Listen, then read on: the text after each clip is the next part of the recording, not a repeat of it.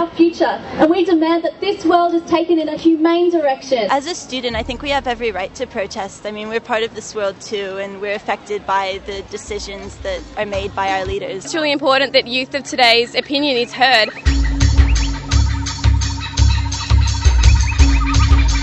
I walked out of school today because I hate George Bush and John Howard.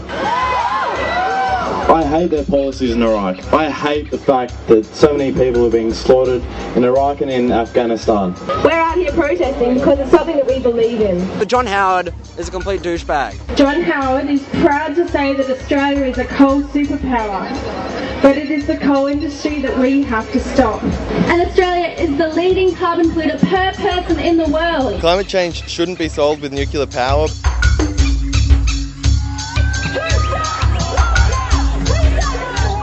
APEC's energy working group is run by the greenhouse mafia and the uranium executives. People my age, 15, we can't vote, so this is kind of a way to voice our opinion.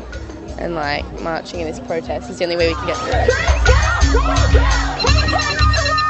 Everyone has a right to protest. If it's your opinion, you can voice it. If we're old enough to pay tax, we're old enough to have our own opinion and have our say. World leaders are scared of the power of mass protests and the power that people have when they take united political action. In the Northern Territory, a waste dump is proposed on the land of Aboriginal people. Protesters are not violent. War is violent. There is an ideology that these people hold that says everything that can be privatised should be privatised.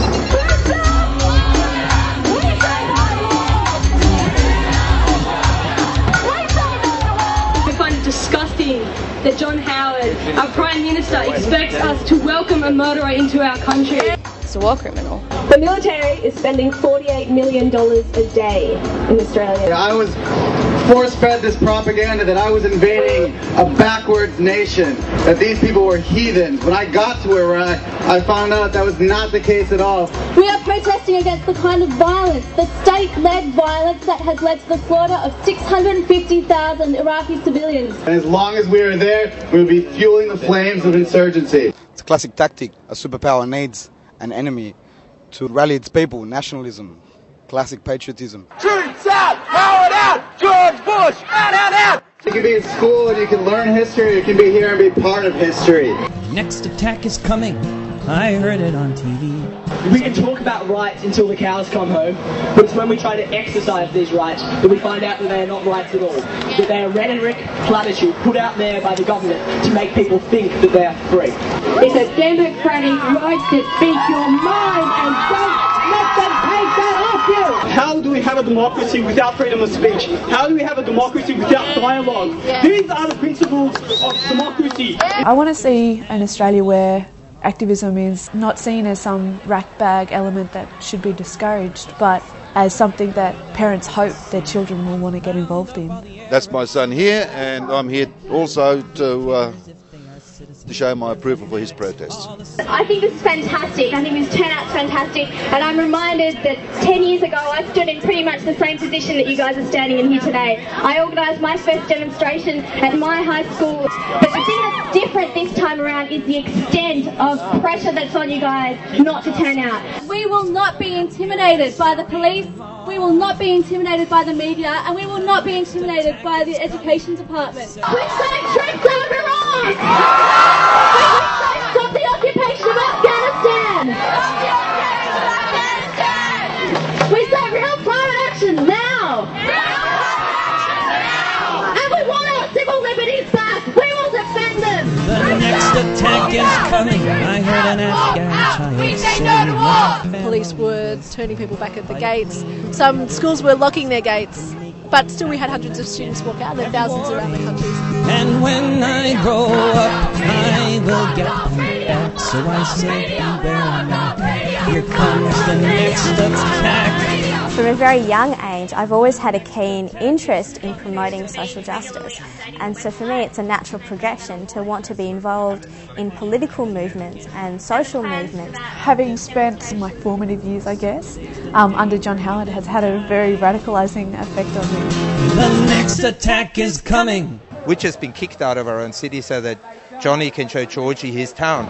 The main objective of APEC, WTO, and other imperialist instruments is to maximize profit, and in so doing, impoverish the working people of the world. We must fight against all these evils. Neoliberalism in New Zealand, economic rationalism in Australia, they're peas out of the same pod, and APEC's part of that pod. Push Howard, blood on your hands! Push Howard, blood on your hands! Push Howard! What do you do with nuclear waste? You put it in munitions.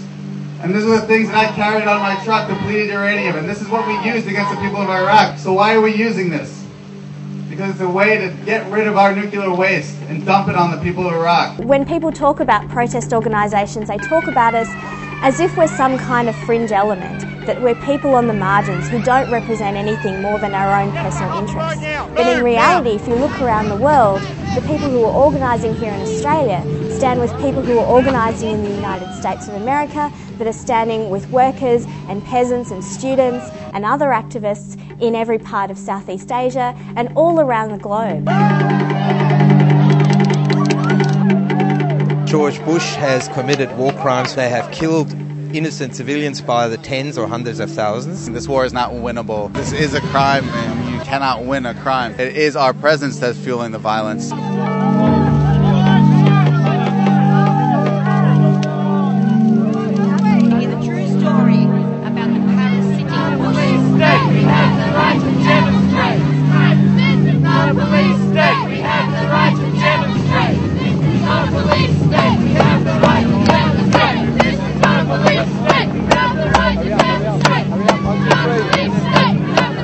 The very fact that people would decide to come out onto the street on Saturday would be a win. I mean, that in itself is people saying that they will not be cowed by this level of intimidation. So the first proposal that we'll be debating is that we confirm the planned march route will be from Town Hall, down Park Street to Hyde Park North. We organise midway through that march route a sit-down which will block both Park Street and George Street. So this is counterposed to the first part of the motion. That we reject the prohibition of demonstrations in the declared zone and declare that we will march to the police blockade to assert our right to protest our opposition to APEC. Can I have a speaker forward? We're talking about a tactic that is going to bring the mass of people out into the streets. What is at stake right now is not the route we will march down, but how will we be seen? Will we be seen as people who simply go along with what the police say? It would be duplicitous after months and months and months of building a mass peaceful rally and march to then turn around and say, we're going to lead you this close to the police and expect everyone in the rally to not get into conflict with the police. It's not about engendering some confrontation with the police at that line. It's about saying that regardless of the kind of tactics that the state use against us, we are going to come out on the street and we are not going to be told what to do by the police. It's anti-democratic. That's why we should support the group march that we're going on. We will march where we want to, and we will make that decision, not the Supreme Court and not the police. It's still very dicey, this thing. We don't know what the cops are going to do, what they're not going to do. We in the activist community know that our greatest strength is our solidarity with each other. Actually putting their hand up and saying, no, we are not going to accept that. We're going to march out there in defiance of that. And it is going to be us that organise it and us that assert the alternative. We've always maintained the last actual final decision-making forum is the rally. All those in favour of that motion raise their hands. Now all those against the motion. See, this is what we're talking about here. We've been planning this for a long time. The rain is holding off at the moment, so I think that it's going to be great. We're here on the streets and we're not going to stop. We don't care about cops or any raindrop. We want some solutions. Young people of the world. We're confident we're going to have a good rally today. Yesterday when we had the 500 strong student walkout, then there was a lot of police asking these young people questions and saying, what are you doing here? Are you allowed to protest? We're going to contact your principal. And that sort of intimidation is not fair.